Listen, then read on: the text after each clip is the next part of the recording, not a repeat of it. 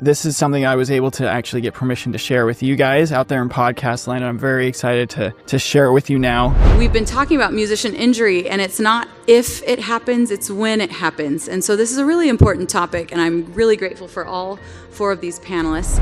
Generally, we talk, most of us, lower and not in the ideal range that we should be talking. It puts a little extra pressure on our folds. You have to consider yourselves as truly elite, the equivalent of elite athletes.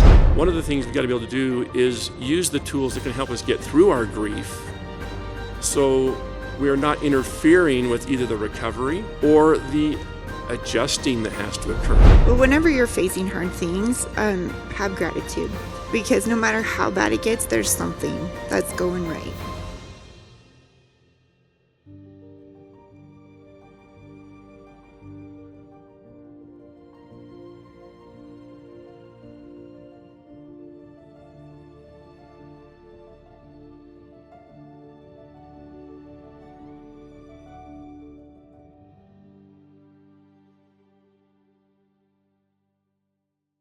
Hey, welcome back to the show, everyone. Today's going to be a little bit different.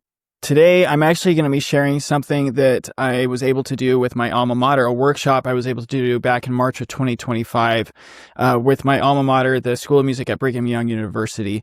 It's a workshop where I interviewed or kind of did a panel discussion with some of my former professors in the program, some of whom have already been guests on this show, but also just other professors in the music program, talking about their experiences with performance injury and also the themes and the skills that can be used to help prevent injury and really just navigate the issues that may be risk factors for injury. So this is something I was able to actually get permission to share with you guys out there in podcast land. I'm very excited to share it with you now, and then I'll share some thoughts afterwards. Just a couple of things. Brigham Young University is a religious university through the Church of Jesus Christ of Latter-day Saints. So the professors do talk about that a little bit, about how their beliefs influenced their recovery experiences. And I just invite you, if that's not what you believe, that's totally fine. Just kind of see if you can fit those types of themes in your own realm of understanding, however you see fit. And so without further ado, I'm going to turn the time over to me back in March of 2025. So take it away, Clark. Welcome, welcome. It is 11 a.m. We're so thankful that you are here. My name is Erin Bailey, and I was just reminding myself and reminiscing that Clark was one of the original members of our wellness team when we started the School of Music Wellness. So I'm very grateful for him and for this path that he's taking and for his willingness to run this panel today. We've been talking about musician injury, and it's not if it happens, it's when it happens. And so this is a really important topic, and I'm really grateful for all 4 of these panelists. We're going to start with a prayer, though, and then I'll let Clark introduce his panelists and begin our discussion. Bryn will be offering our prayer.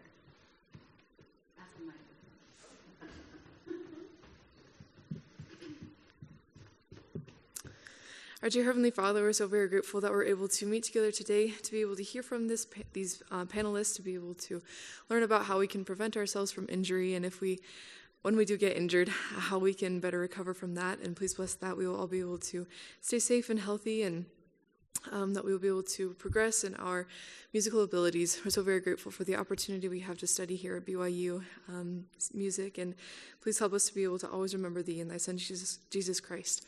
We're so very grateful for all of our very many blessings, and we love Thee so very much, Father, and we say these things in the name of Thy Son, Jesus Christ. Amen. Amen. Amen. All right, guys. Well, welcome. Thank you for being here. I've been very excited for a long time to get this event going. I'm just going to cut to the chase. My name is Clark Lovell. I graduated last year with a BA in music. I was in a lot of the jazz bands and trumpet player here. I'm just going to kind of pass it off to these guys to kind of introduce themselves, but also kind of why I asked them to be on this panel with their own experiences. So, Professor Owens, if you wanted to start it off. Hey, real quick, sorry to interrupt the episode, but if you are a musician who's going through an injury right now and you feel like you could use some extra help or some extra coping strategies to help you get through this really sucky, difficult experience, head to musicianunchained.com/let's-hang to see if a coaching relationship would be right for you at this time in your recovery. Okay, enjoy the rest of the episode. Sure. Tell my story too. Yeah. Okay. Hi, everyone. I'm Professor Shea Owens. I'm the Assistant Professor of Voice and Director of Opera. And my injury happened about coming up on 10 years ago. I was doing a tour with the Santa Fe Opera, and in the middle of the tour, I got a cold. We all get colds, right? Not a big deal.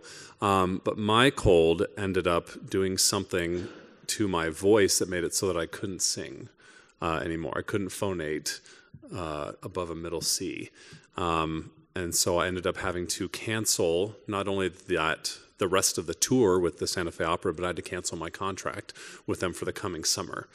And I couldn't sing for a number of months, despite several visits to ENTs saying that I had damage to my vocal folds and I should need to go on vocal rest. So it was a pretty dark time there for about 6-7 months for me, not being able to do kind of what I thought made me special and made me unique. And it wasn't until a dear friend of mine called. Well, and I guess you put the QR code of our podcast, right? Yeah. So Professor Owens has been on a podcast that I do, but so I'm giving the short version here. The short, truncated version. Yeah, you can hear a lot more detail on the podcast. But after basically praying and putting it in the Lord's hands, I got a call from a friend who recommended a speech therapist. I can't remember her exact title, but her degree's in speech therapy. And I went to see her, and she helped me. She said, you don't need to be on vocal rest. You need to do these vocal exercises and basically learn how to sing again. So over a period of months, that's what I did. I kind of built my singing technique from the ground up. And about another 6 months later, I was doing auditions again. So, we'll get more into what I've learned from that, I think, in the meeting. But that's my story. Cool. Thanks, Professor Owens. Dr. Ammons? Sure. I'm Mark Ammons, Assistant Director in the School of Music. And what a lot of you may not know is that my entire career was on trombone. My undergraduate was trombone performance, master's degree trombone performance, doctoral degree trombone performance, and for 38 years I played professionally. I played most recently when I was in Utah, played with the 13 years with the Ballet West Orchestra as the principal second trombonist. I played with the UTA trombone ensemble that had Dr. Kimball, myself, Jim Nova, Rusty McKinney, both from the Utah Symphony in it, and did a number of recordings and lots of performances. Played with, subbed for 20 years with the Utah Symphony and did a lot of recording sessions, as well as playing for the first 11 years of the Orchestra Temple Square's existence with them and on all of their broadcasts. So my whole life was playing trombone. And until I got my job here at BYU, and which is 98% administrative and not teaching or playing trombone on a regular basis as part of my job. And so I would then not play for a period of months while I was doing all the administrative stuff. And then I'd get a call to do a recording session. And so I would, for a few days before the recording session, try to get my chops back into a place where I could play what I needed to. And I was doing these recording sessions that were 7-8 hours long with very few breaks because they were just doing show music and getting those in recording. And so I was doing all 3 trombone parts on those, and we'd take 10, 15-minute breaks, and that was it. Well, one morning I got up to go and play a recording session and warm up, and could not play anything above a B flat just below middle C. And I tried, and nothing happened. And eventually discovered that I had damaged a nerve here. It's a fairly common accident, injury that occurs to brass players. And there's a small part of that nerve that had become dead because of abuse in the way that I was doing it. And so I was no longer able to play. And I truly thought that my career was completely done. That was 12 years ago. And only recently, because of my wife's injury, vocal injury for a different reason, I started to think, well, if her nerve can regenerate, and it has, and she's starting to be able to sing again, then maybe this little part of my nerve in my face could potentially regenerate and be able to do stuff again. And so only in the last couple of months I've started trying to play again, and I'm actually being able to. So awesome. I can tell you more about that maybe when I answer the question. Awesome, thanks. Dr. Skidmore. I teach the psychology of music performance here. I'm also a singer. And it's interesting, a year and a half ago, I shut down my full clinical practice. And what's been really amazing about that is I can now sing in a community choir. I was, as a psychologist, speaking all day long, and I really could not sing at all. And so, my role really as a performance psychologist, I got my experience as a performer and some issues there, but also I deal with the psychological side of performing. I teach Music 259, the psychology of music performance here. I highly recommend everybody takes that class. So do I. Triple. Double. Any third? No, just kidding. There's a third back there. All right, Dr. Gabbitas, go for it. Okay. I finished my DMA in December of 2019.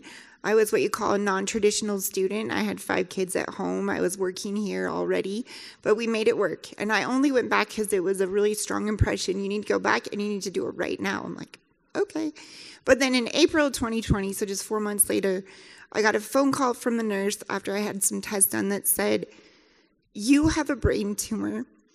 And you're going to need surgery and you're going to need lots of radiation therapy, but don't worry, you're not going to die. And I'm like, okay, I don't even have a headache right now. It was weird. But if you're going to be out for months, do it during COVID. That was the best time.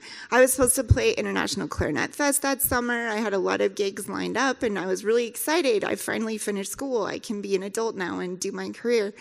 But one of the things I asked the surgeon was, how's this going to affect my clarinet playing? And they said, well, you're not going to be able to play for several months because that would kill you, the pressure in your head. I'm like, awesome. But what about after that? And they're like, we think it'll be okay. We're not quite sure.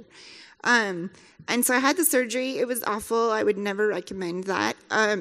But I started playing. They cleared me to play about 3 months after. And it hurt. It hurt a lot every time I played. I'm like, okay. But they're like, just take it slow. It'll be fine. I did a recital 6 months later, and the recital went fine. But I was in bed sick for days after that. And so I went to another one of my checkups, because you have lots of checkups with brain tumors.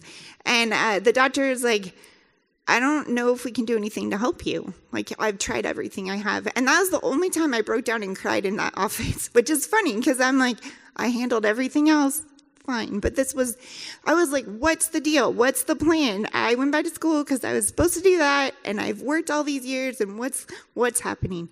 And I think the doctor had pity on me because he came back with a card for a neurologist, a specialist. I finally got in to see her about a year after the surgery.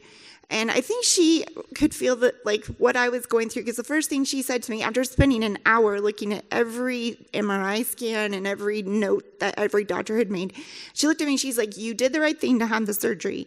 And that's what I needed to hear, because I'm like, why did I do this? What this has only made things so much worse.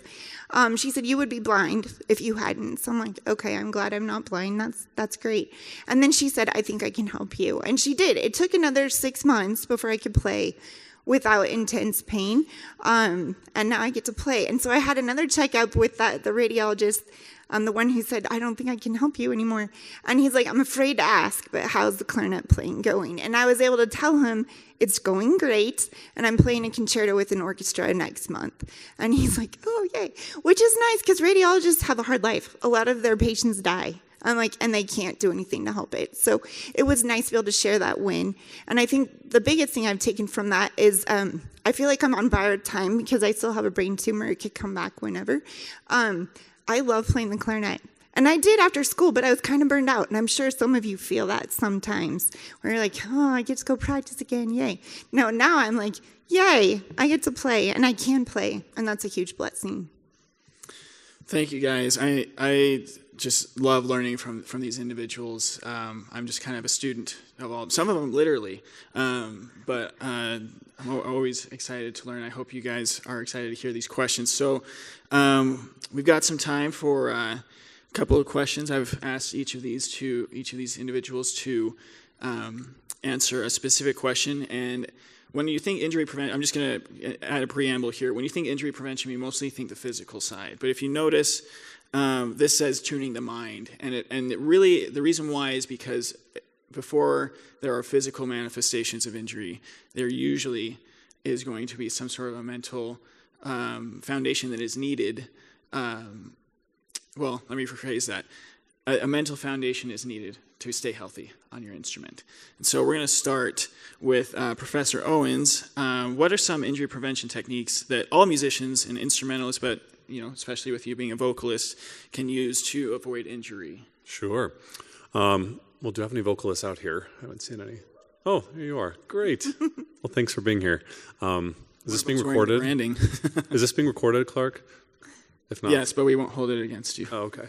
No, I just want to be able to share with your colleagues who aren't here today.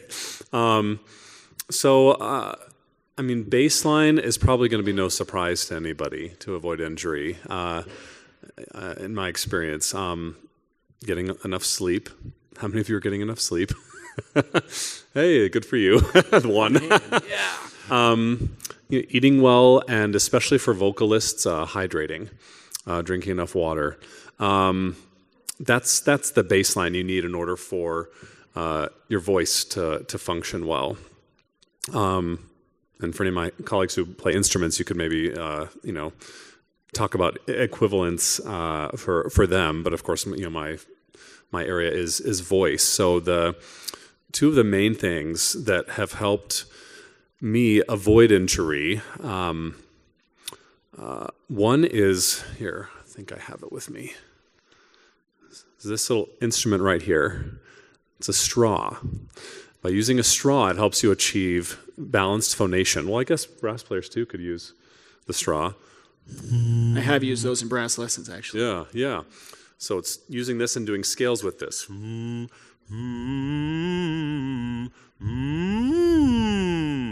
This helps equalize the pressure above and below your vocal folds.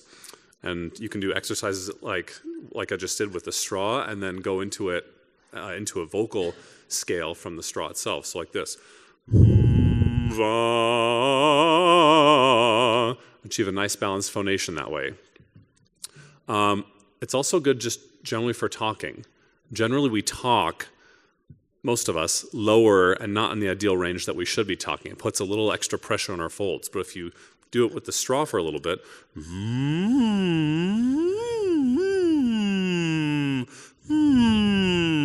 it sort of changed where my voice sits. I don't know if you heard a difference there. Voice came up a little bit higher. So for me, I get more tired talking on the phone than I do singing. But the straw, I would say, is an excellent instrument to help you achieve a balanced phonation, not to over press or tighten, and conserve your voice. Other thing I would say, this is specifically for vocalists, is to mark.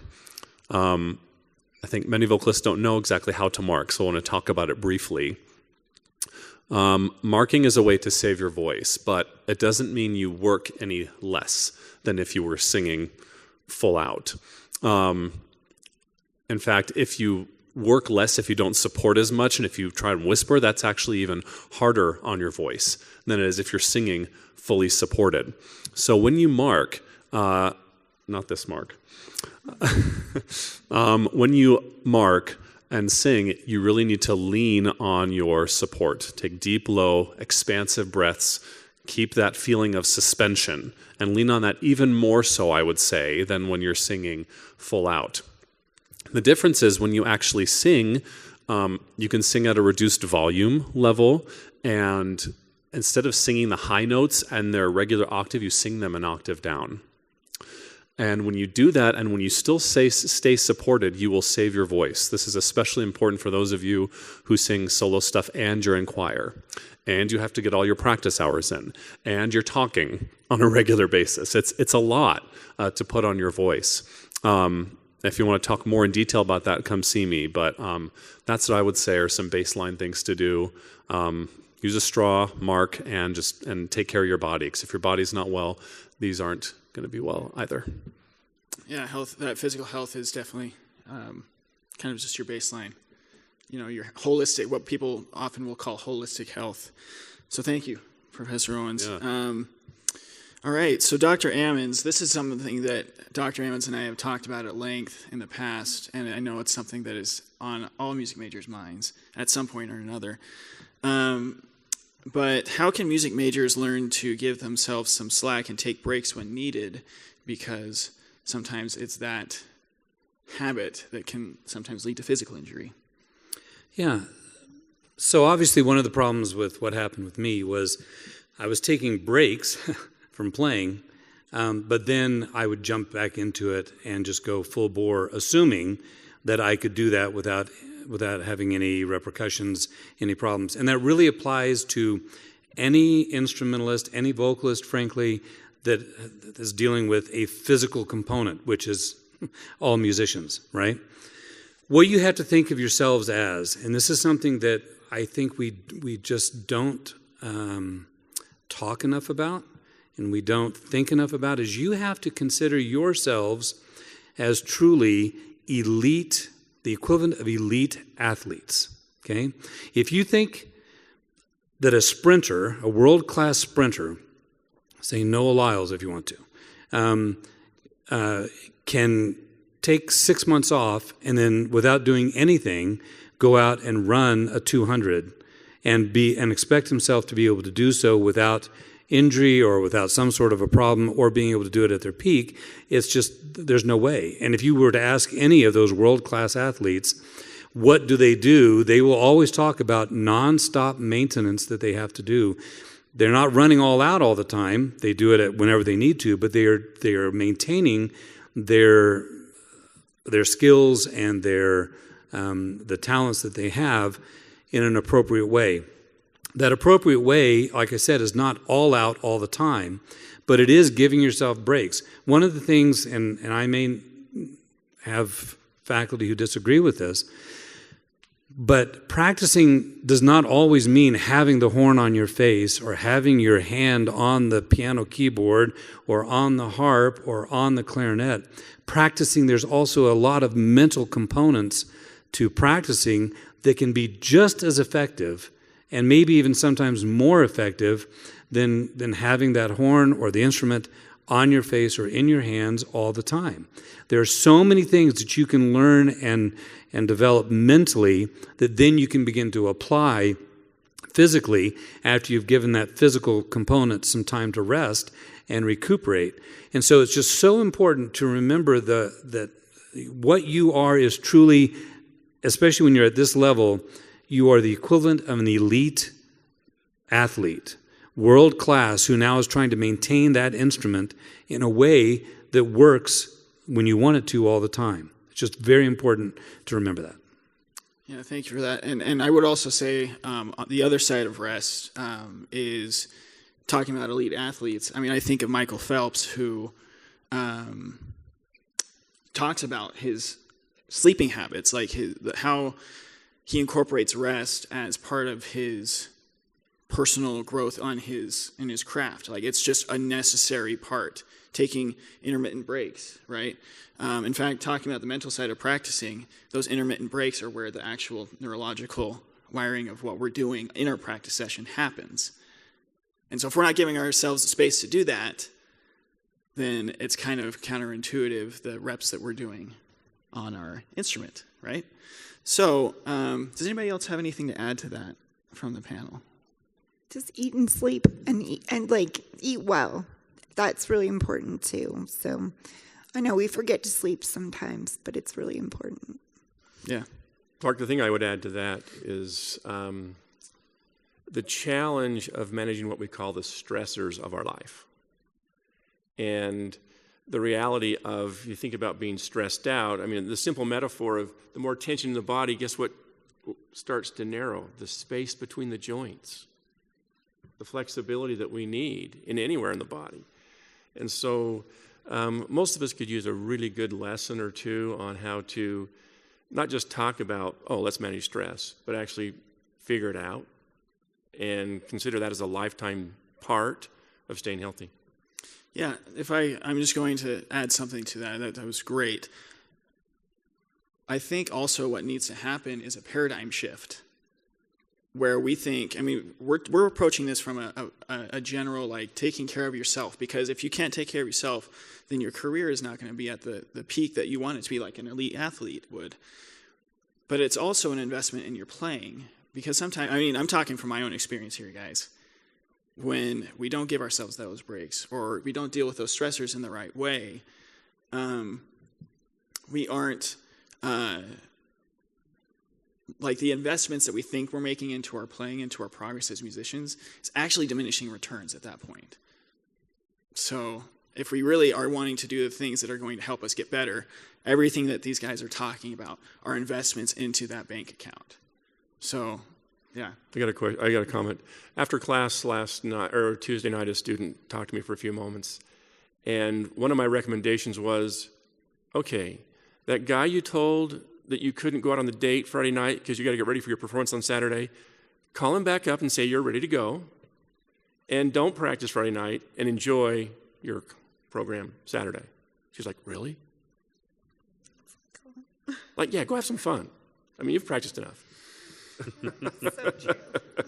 And you'll hear more about that in Music 259 if you take psychology. That's right. There you go. All right. So up until now, we've talked mostly about the prevention side of things. And we wanted to kind of cover both bases of injury prevention and injury recovery, especially from a psychological standpoint. And so the next two questions are kind of in that vein. Because it is kind of an if, not when. Or I'm sorry, it's not if, it's when. But that's not meant to cause fear in you, but just kind of be smart, be preventative. So talking about that, about recovery, Dr. Skidmore, one of the things that we were in preparation for this, kind of getting a straw poll from the student body, was talking about, like, the guilt and the shame that can come from a musician who has suffered an injury. So how can an injured musician, whether or not they have kind of started the path of recovery yet or not, deal with, like, the feelings of guilt and shame and especially grief that accompany an injury experience? Clark, thank you. Thank you for putting this program together. I think it's such a vital and important topic to be talking about. As a performance psychologist, my goal is to help performers of all ages and stages create freedom on their stage and in life. And I do that through the instruction of the essential skills of peak performance. And grieving is what I call an essential skill of peak performance. We have got to be able to address the grief that we do experience. A sad story, a young man gets a college scholarship in February. He's excited about this, playing his cello here at BYU. In May, he's invited to perform at the high school awards assembly. Well, he did not have the skills to manage grief, and in his mind, this performance was humiliating. It was devastating. It was so horrible, he literally resigned his scholarship and quit playing his cello. Now, that is an expectation he had that he did not meet, and he did not have the skills to meet the grief of an expectation, which we will all run into. We've all done that. The grief of an injury. Okay, we cannot play the trumpet. We cannot sing. The shoulder's not working that trombone slide very well. Okay, there is a physical concern, obviously, but there will be a psychological concern as well. Again, that is called grief. Now, I've never talked to anybody who has grieved the loss of a penny. Okay. But when you start talking about, as you were, as all of us have in different ways, wait a minute, this is a livelihood, this is a passion, this is a dream.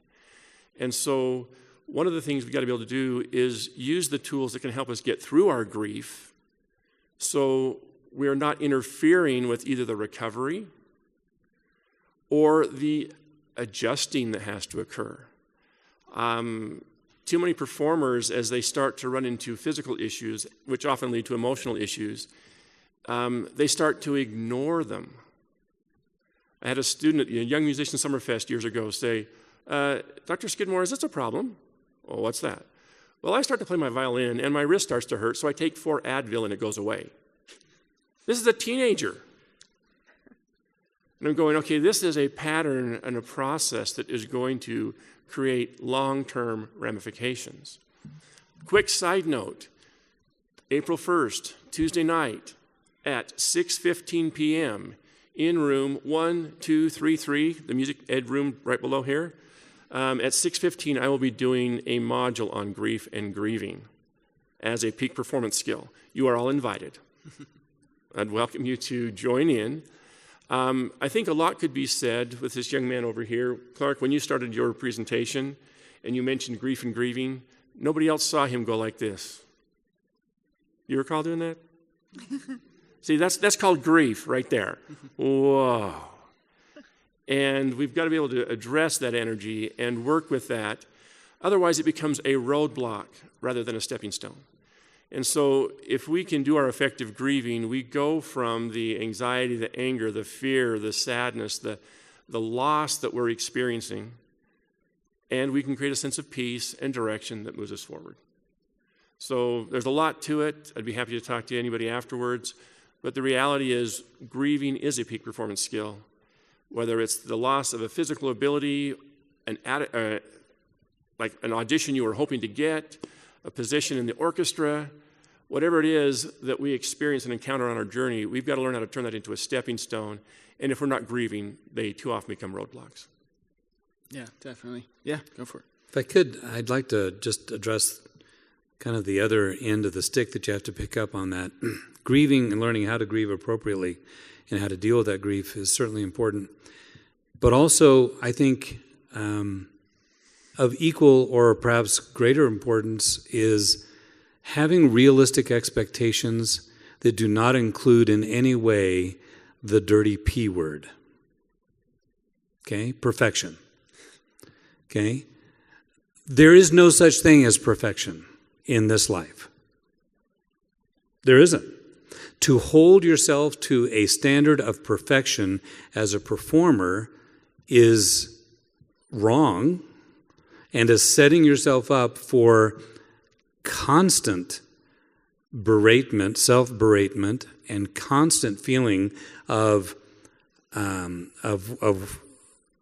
worthlessness because you think that because you weren't perfect, then somehow you are you're not ever going to amount to anything. And the reality is there has never been a perfect performer or a perfect performance other than Jesus Christ, and we never heard him play the piano or play the trombone or play the saxophone. And frankly, I don't think we'll ever hear him play the saxophone because that is an instrument that will ultimately end up in purgatory. But that's a whole nother story. I'm just kidding. Just kidding, guys. They know I'm joking. But, you know, it's something that perfectionism, and I know you've heard that a lot, and you hear that discussion a lot. It is just so wrong. And you know where the idea came from is when we got to the digital era and we could now create perfect, flawless recordings of performances by going through and manipulating the sound and changing wrong notes and sampling right notes from different sections and putting them in the place of that other note is when we created the idea of perfection. So that's like a 1980s main thing when that primarily hit the scene. So you cannot hold yourself to that standard because it's not realistic. And it is only a tool of the adversary, frankly, to help drag you down because you are trying to hold yourself to a standard that you simply can't achieve. Yeah. Anybody else have anything to add to that? I'll just say I facilitated a saxophone playing in sacrament meeting last week, and it went well. People liked it. Oh, okay. So maybe there's redemption for sax. Well, that was part of that person's repentance process. So, hey, sorry to interrupt the episode yet again, But I wanted to tell you that if you are also a music educator of any kind and you feel like this is a conversation that needs to be had for your program, please reach out to me at clark@musicianunchained.com, and we can talk about how we can collaborate together to bring these topics, to bring these strategies to your program to help your students stay as healthy and as happy as they can while pursuing their passion. Keep on keeping on and continue watching the episode. So I want to just add something to what these wonderful people have just said. There's a member of the LES Church who works in this field. His name's Justin Sua. He works with elite athletes, and he said recently on his own podcast that there's no shot clock for your own progress. And I think today is probably the perfect day, knocking on wood, to be mentioning a shot clock. Go Cougs, hopefully. There's no shot clock on your performance or on your progress as a musician. The shot clock does not end when you graduate from BYU. You have your whole career to keep working on getting better on your instrument and improving. And so the pressures that we put on ourselves, whether it be for a performance or for a audition or recital or whatever, again, it's going back to that investment in yourself as a human being, which is a long-term investment, and your investment as a musician in your career. So those kind of paradigms, those mindsets, for me personally, were game changers in my own recovery, and kind of looking back in retrospect to my, what led me to my injury. And I know that many people can share that sentiment.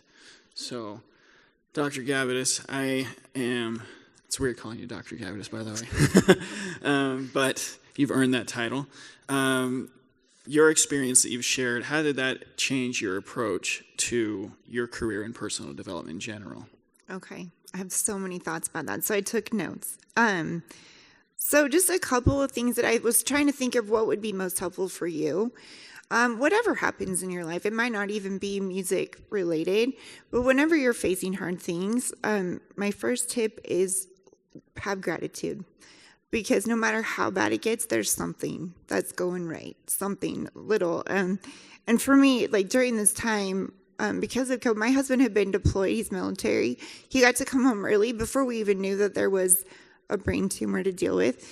And my oldest daughter moved home. So I had people to take care of me during that time. I was grateful. I was grateful to be done with school. If I had done it on my timeline, I would still be in the middle school, and I don't think I would have finished. So I was able to find things to be grateful for, not to mention how many neighbors and friends and people helped out. Have gratitude.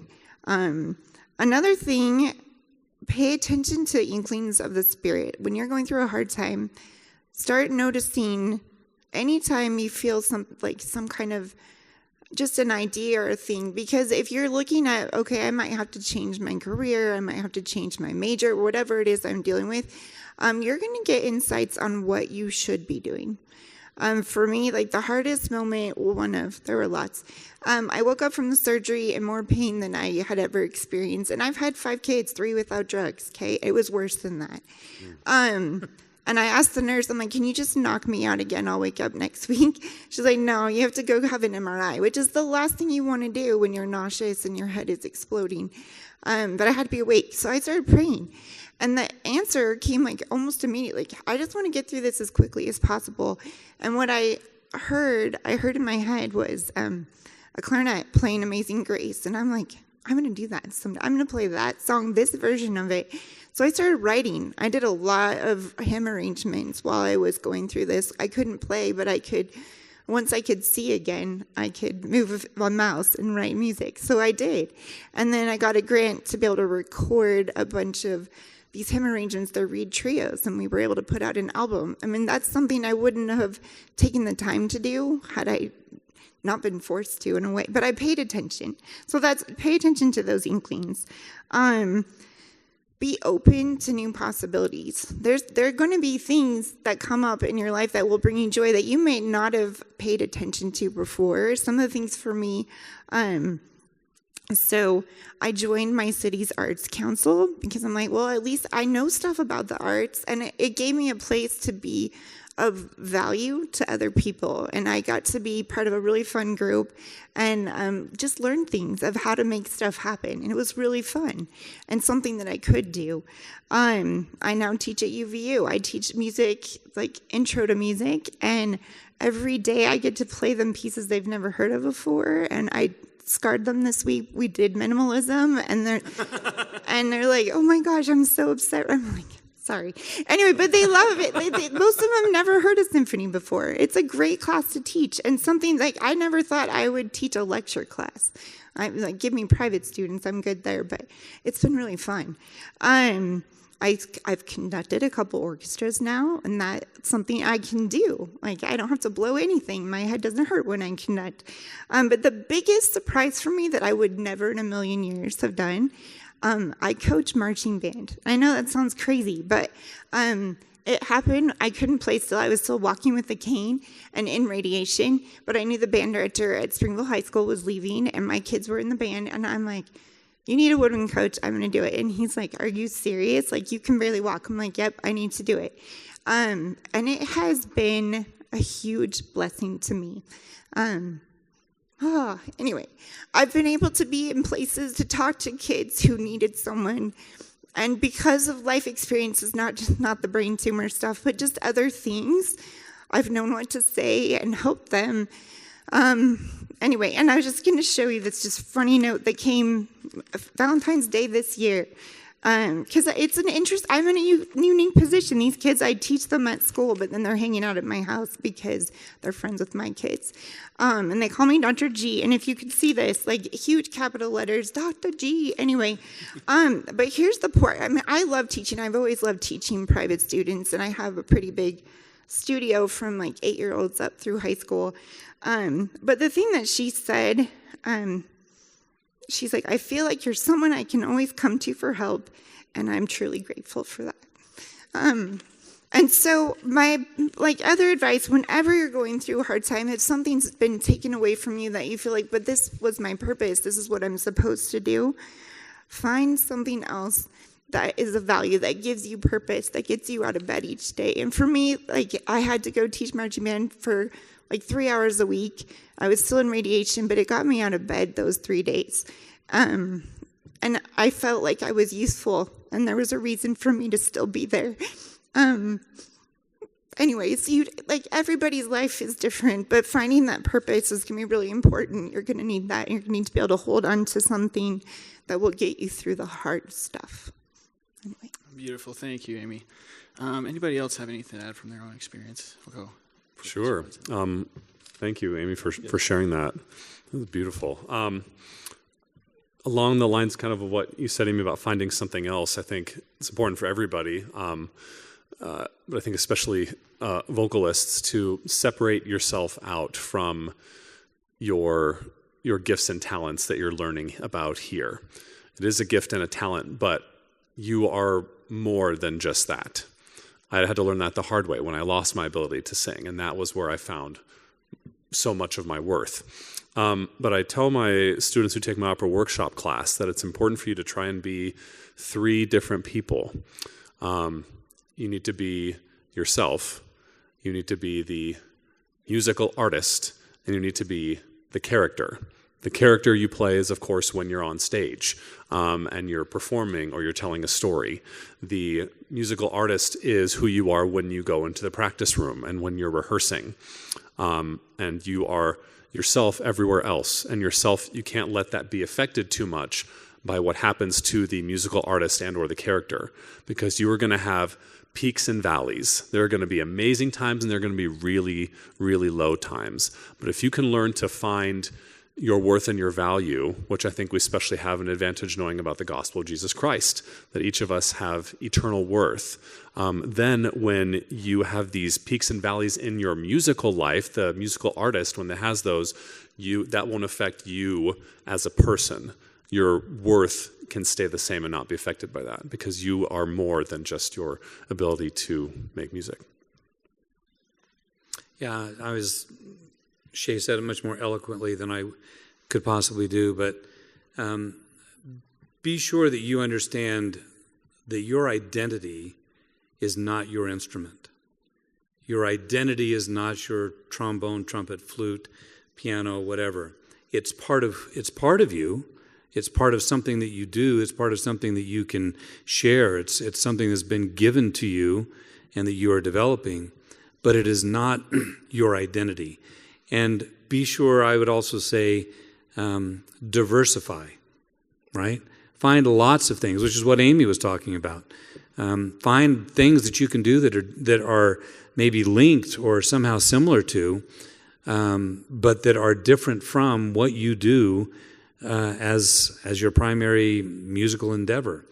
Diversify your skills, your abilities, your talents, your joys, the things that you find that make you get up and do something fun in the morning.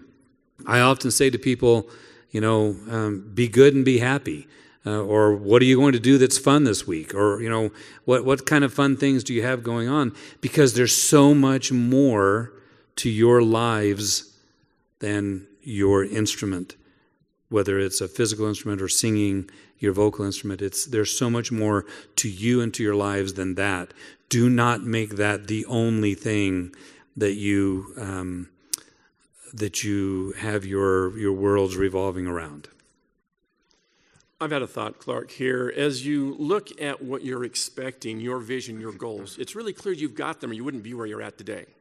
You have somewhere you want to be, somewhere you want to go. Well, it's so easy to drop into the gap between what we thought it should sound like or what we wanted it to do or what it could sound like and where I'm at today. But all too often, we lose the fact that there is a gain. The young lady I talked to about after class, I said, well, what was this piece like 10 weeks ago? You've only worked on it for 10 weeks. And she talked about how much she had gained. Then she started to talk about how much she thought it should sound like. Well, that would be like 20 weeks, wouldn't it? Wouldn't that be like 40 weeks? Oh. So as soon as she got into what she had gained in the last 10 weeks and took pride in expressing what she has gained, it was like, well, I can do that. And so just recognize we're really quite prone to drop into this ugly abyss of it should have sounded like this or done this and it didn't, and we tend to forget what we have gained along the way. Awesome. Guys, I've just been sitting right along here learning with you guys. This has been so much fun. I hope you guys have felt not only like the power of their experiences, but how much they care about you as your professors, how much they want to see you succeed, and kind of the true path to get there. It's not no pain, no gain. It's no pain, good, but it's going to be hard, And if I could just add something to what they said, if you are going through an injury, or you're dealing with pain, physical pain, or feeling that pressure, we're somebody tell me, are we 2 weeks away from the end of the semester, which means juries are 2 weeks away? Okay, Dr. Bailey's excited for you guys to have your juries. She's pumped for juries. So I remember that pressure, all of these guys can too, to some extent, I'm sure. And, it's pressure. It's there. That's kind of can be, those deadlines are there, but that doesn't have to be what you focus on. The pressure of that success that you want. And, let me rephrase that. Focus on your desired outcome, but realize that the way to get there may look differently than what you originally anticipated. And if you are going through an injury or going through pain, first of all, you're not alone. And second of all, you're worth the investment in yourself to get better. And sometimes that means making hard decisions, as these guys have illustrated. Me personally, I had to drop 4 ensembles 2 weeks into the semester. And I'm grateful to my professors for being understanding when I did that. But just know that you're worth the investment in yourself to get better. Your career is worth the investment in yourself to get better.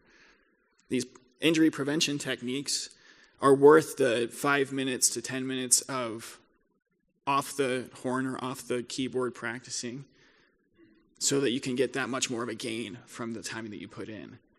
It's not, I don't know what to call it, but like the old school way of just like sweating in the practice room, coming out and feeling like you don't know what day it is anymore. That's not the paradigm for success anymore that it used to be. And so there's a better way. We've got a couple minutes left. Is there anything else you guys would like to add? One thing, because you know that I work in the instrument office. I've had lots of employees over the years.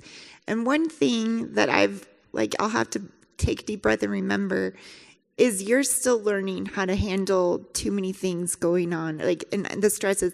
And there's hope out there, guys. You're going to get better at that. One of the funniest conversations I had was with Dr. Sagawa, if you know him.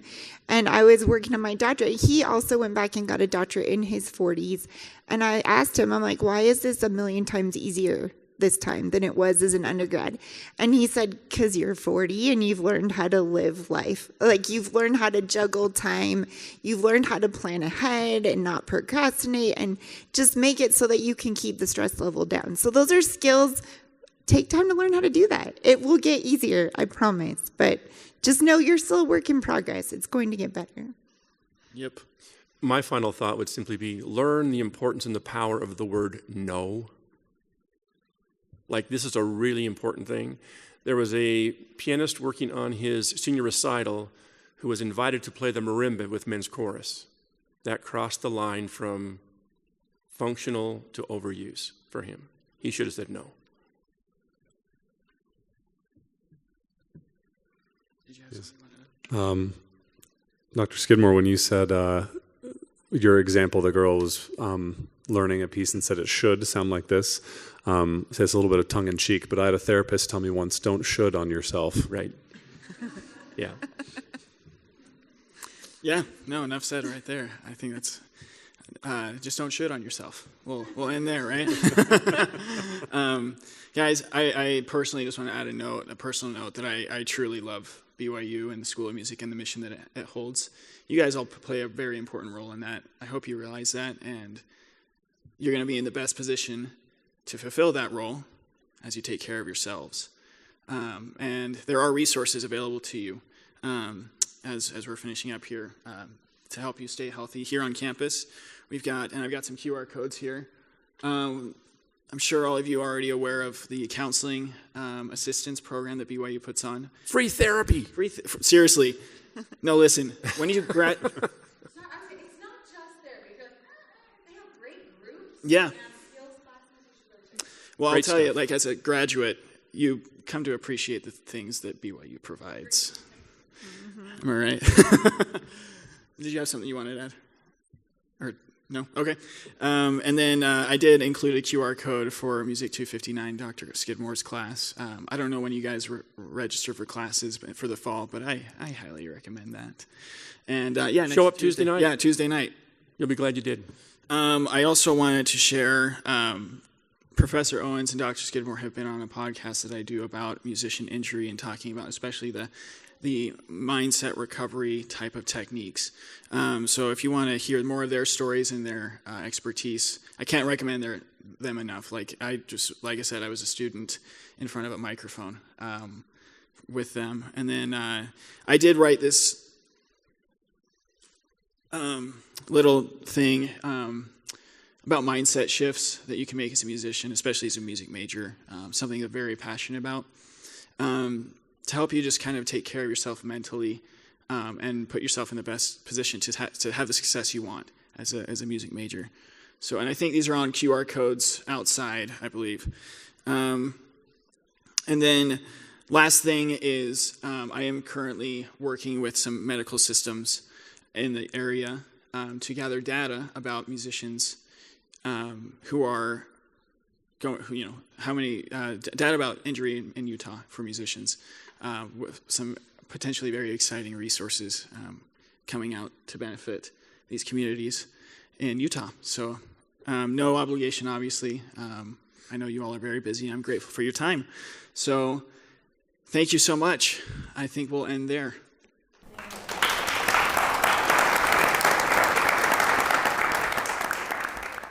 All right, welcome back.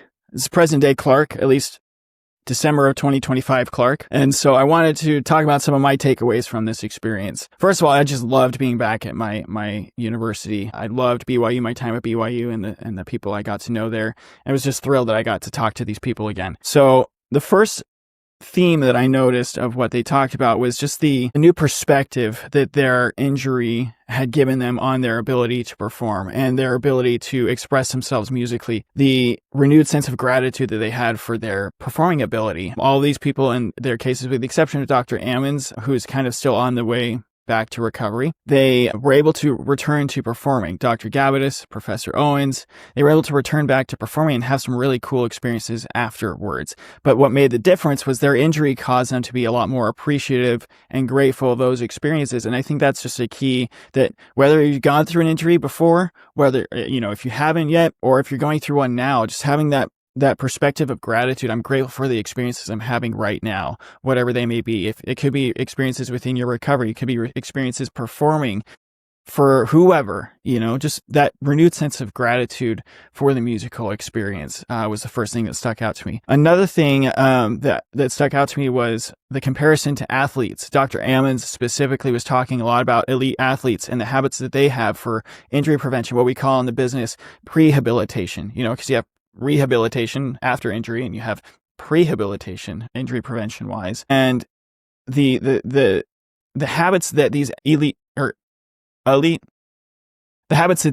athletes have to help them perform at their best are also habits to help them stay healthiest. And so you think of their sleeping habits, their nutrition habits. We talk about it all the time on the show, this more holistic side more biological side of performance, and how they take care of their mindset, how they take care of their goal setting and things like that. All of these things not only have to do with becoming a better musician, but also there are skills to help you recover. If you're feeding yourself the right stuff, if you're hydrating, whatever the case of your injury may be, you're going to be putting your body in the best position to recover, no matter the case of your injury. Obviously, consult your physicians, your doctors, medical professionals for the specifics, but those types of biological things from that athletes use are going to take place here as well. We've talked about this since the beginning of the podcast. Musicians are athletes of small muscles. So you got to think like that. You got to think like a musical Olympian.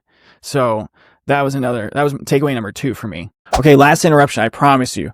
Before we get to the rest of the episode, I just wanted to let you know that if you're a musician going through an injury and you need a community to help you get through it, if you need a sense of support, some people you can ask questions to, just gain a pick me up whenever you need it. The Musician Unchained support group, formerly known as the Trust the Process Podcast Injured Musician Support Group on Facebook. The link is in the description below for you to join. You don't have to go through this alone. Keep on keeping on and enjoy the rest of the episode. The next one, and this is something that Dr. Skidmore talked about when he was on the show in season 2 of Trust the Process, but he says that grief is a peak performance skill. And I learn more about the truthfulness of that fact every time I talk to an injured musician, or I reflect on my own injury experience, because not only is that effective at the beginning of your injury, but it's also imperative to be able to navigate any sort of setback that you have on your musical journey. It could have been like, hey, I played this passage wrong in my jury or my audition for this orchestra, and your ability to experience those emotions of frustration after the fact and then move through them, allow them to happen, allow them to be experienced, and then move through them is a skill that you need to perform at your best and to recover at your best. And so that's just something that can't be overstated. Learn to experience emotions healthily and adaptively, and then move through them and move on from them, and just experience them as they come. The fourth takeaway that I had from this experience was the emphasis that these people put on being willing to have new experiences in your life, especially Dr. Gabbitas, Amy, when she was talking about her experience with brain surgery, with a brain tumor. That's not necessarily a performance injury, but it's definitely something that affected her ability to perform on clarinet. And that's something I've actually wanted to share a little bit more on the show, because not every performance inhibiting experience is a physical injury. It can be an illness. It could be a disease. It could be a tumor or something like that. I'm really grateful that she was able to share that experience with BYU and now with you guys. She's also going to be on the show later on this season. So keep an eye out for that episode. But she really just hit home the fact that we need not deprive ourselves of new experiences because we are human beings before we are musicians. And yes, both of those things inform each other. Our life outside of the practice room and our life on the stage or inside the practice room. But there are a lot of new things that you can explore. And I'm sharing this because, especially for those of you, and the majority of this audience is within the college age or just post-college stage of development, it's very easy to get tunnel vision as a college student, especially going through a music program. You're making it to that next jury, to that next audition, to that next concert. Concert season always seems to coincide with final season, right?